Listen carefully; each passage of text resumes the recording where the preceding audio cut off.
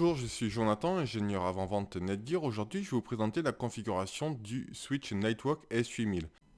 Voici le switch S8000 dans sa boîte. Une fois déballé, vous trouverez le guide d'installation rapide, son alimentation secteur et bien entendu le switch. Donc ce switch est optimisé en fait pour faire de la qualité de service. On va avoir une priorité pour accéder à Internet à travers le port numéro 8 du switch dans lequel on va brancher notre routeur. Sur le port numéro 1 va être branché notre PlayStation, ça pourrait être aussi un PC dédié pour le jeu en ligne, etc.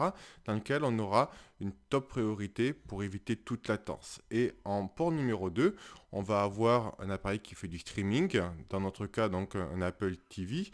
Le streaming va être en priorité moyenne de façon à éviter certains lags et donc de pouvoir avoir une qualité au niveau de notre image, mais toujours avec une priorité par rapport à la personne qui joue en ligne.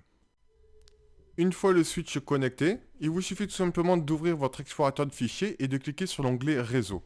Vous voyez un icône Network S8000, il suffit de cliquer dessus, ça ouvrira automatiquement votre navigateur web avec l'accès sur la page de configuration. Le mot de passe par défaut pour accéder au switch est password et on vous invite à enregistrer votre produit.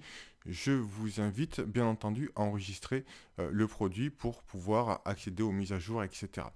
Ensuite, vous voyez donc la configuration des ports et notamment le mode preset mode de façon à pouvoir sélectionner le mode gaming dans lequel en fait par défaut votre port numéro 1 sera le port top prioritaire pour le gaming et bien sûr avec le port numéro 8 pour aller sur internet. Dans notre cas, on va vouloir configurer aussi le port numéro 2 pour notre Apple TV de façon à avoir une priorité moyenne. Donc les autres ports seront basse priorité, top priorité pour l'accès Internet et le gaming, et moyenne pour notre Apple TV. Ensuite, si je le souhaite, je vais, par exemple, dans ce cas, prendre le port numéro 3. Pour une raison quelconque, je vais vouloir limiter le débit de bande passante en entrée comme en sortie, de façon donc à donner plus de ressources en fait à mes autres ports parce que peut-être que j'ai mon Windows Update sur le port numéro 3 qui me prend toute la bande passante par exemple.